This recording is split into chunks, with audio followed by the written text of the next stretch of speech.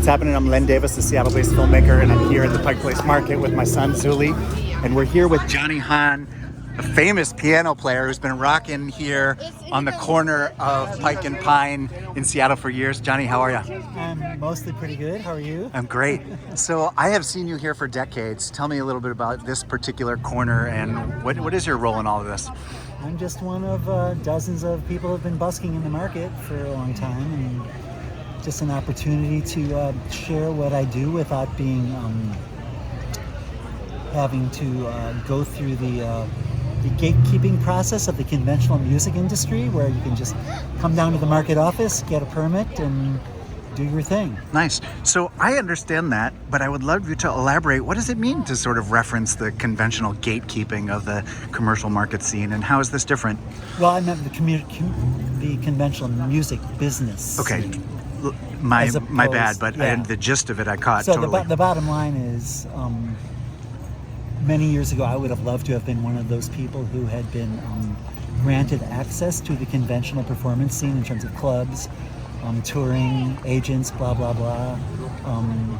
And no one from that world has ever found what I did worthy of entrance to that world. Mm-hmm. So street performing became an option for me to do what I do without censorship and express my feelings. I have really, really strong political beliefs, which is basically what most of my lyrics have to do with, in conjunction with my playing. So I'm down here, have my recordings, if people like my music enough to take it home with them. Nice. I'm going to pivot so that your face is in the sun, but I'm interested in how many years have you been playing here, and tell me a little bit about, you're in the same spot. I've been here for 33 years. Wow. And I play here mostly, but I've also played virtually all the other busking spots in the market at one time or another. Okay. This is the spot that resonates best with me for reasons I have no idea, because I have played other spots and don't do as well. It's more problematic to compel people's interest. And this is the spot where I've had the most success over the years, so that's why I've played here. Where does your piano go at the end of the day? There are storage places in the basements of most of the buildings in the market, where, for example, the crafters across the street store their stuff. I have a locker in one of the basements of one of the buildings in the market. Great. So in my work of 20 years of spontaneously speaking with strangers about their art form and what they're doing out in the world, one of the questions that I've come to enjoy asking people is, within your sort of unique perch here in the Pike Place Market in Seattle, people coming and going from around the world, you're playing your piano. What do you feel like you've sort of learned about the world that is uniquely special to this perch, to what you do? How does the way you understand the world, is it shaped by your place here in the market playing as a busker? I, in all honesty, don't know that it's that distinct or unique compared to being in other places. So I might not be able to give you the kind of answer you've gotten from other people, but no, I'm just curious. I'll just say what one can observe here over the years, which is the full demographic array of people show up in the market that exist in our society. So it's a microcosm of the macrocosm in terms of the richest of the rich show up here, the poorest of the poor, refugees from the mental health system show up and act out in all kinds of problematic ways in public space, and then the most amazing, magically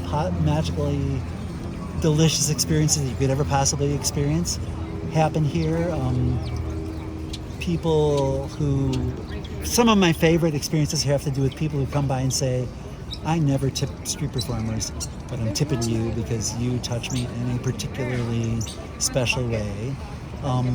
Old people, young people, all points in between, the full racial arrays, the full ethnic arrays, and also having been here for so long, one of the things that shows up here, which is something that's really taken shape over the last, I'm going to say maybe between 5 and 7 years. I don't know exactly when the shift happened, but you get a really clear picture of what the digital revolution has entailed being a street performer, in terms of people historically buying recordings, and now it's almost impossible to sell CDs because of digital streaming and everything that's available for free online. The way that, this is a perfect example of how iPhones and digital cameras have changed public space. So now any given situation by any given person on the street can translate into Facebook fodder.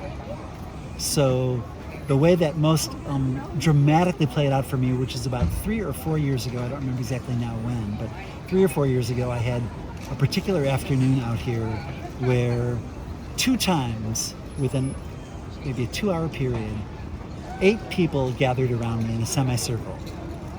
In each case, those 8 people were not together. But it just happened, because it counted both times.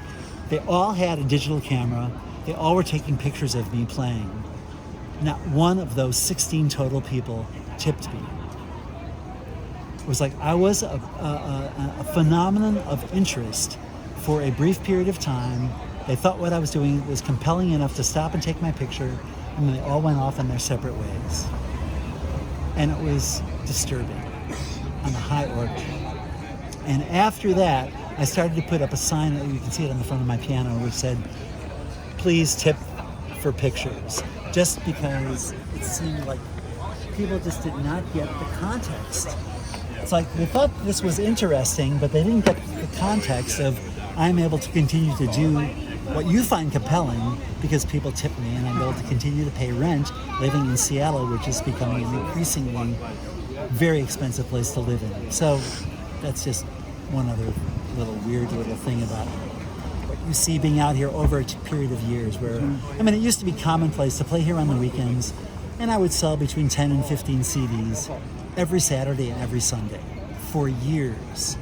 And now I go entire weekends and I sell no CDs. So fortunately, I'm still making enough on tips to be able to continue to afford to live here. But so that's just, one little... How has the tipping increased or decreased within the same amount of time? Tipping has definitely increased. So it has definitely compensated for some of the absence of selling recordings. But some days it seems like it hasn't. So it's hugely variable, the money flow here. Nice.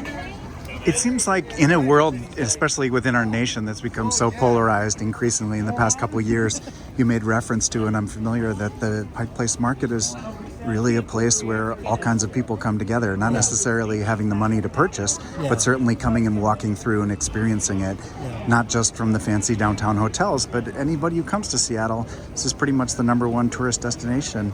What do you sort of make of this really being a place in America where all different kinds of people still come together? Well, it's one of the germs. magical components about this place, that it's for everyone. These are mom and pop businesses. I mean, the fact that Starbucks and Sur La Table and a couple of other, well-known corporate entities are here. It's the fact that their first stores were in the market.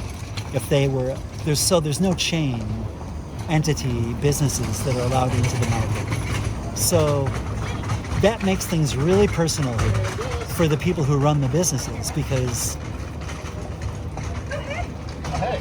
if people aren't making it, they're not making it, and they're not going to last very long here. So it's a special thing in that way, that just regular people with an interesting concept can make it blossom in the market and get supported by the public. And that's something that I, just as a busker, will be forever grateful for.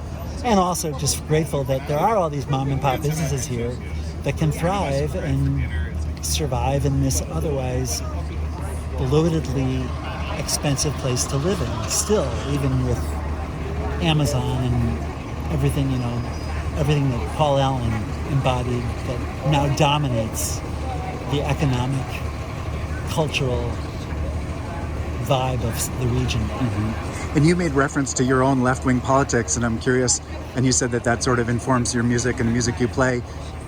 Tell me a little bit about the interactions of sort of the essence of your music and your lyrics. I get the full range of responses. So people who completely identify with what I do, love what I do, they'll buy my CD and they'll tip me. And I've had experiences with, for example, when the younger Bush was president, for probably the last 2 years of his presidency, I had a sign on the side of my piano which said "Impeach Bush."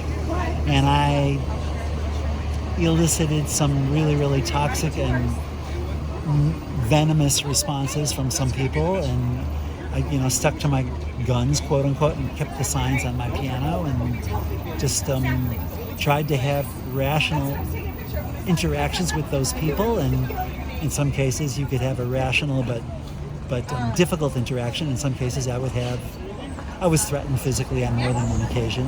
I had one person just walk by and sweep his hand on my tip bowl and throw my money onto the street. Another guy, and I almost got in a fist fight.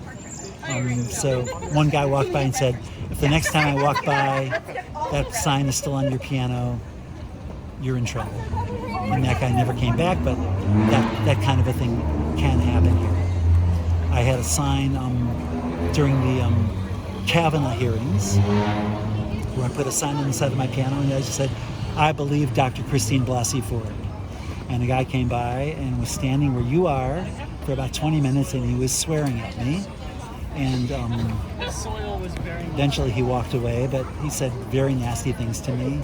Another woman walked by and said, I don't believe her. And other people walked by and said, thank you for putting that sign up. So I can elicit really, really strong responses on all sides of all spectrums of belief from either my signs or the lyrics in my songs. Nice.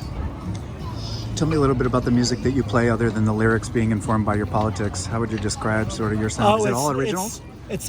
I do a handful of covers, but probably 97.5% of my music is original. Uh-huh. And the music. So what are you willing to play a cover of if you're at 90%? I've got a couple of Grateful Dead songs and a couple of Bob Dylan songs and a couple of Crosby, Stills, Nash songs. Cool.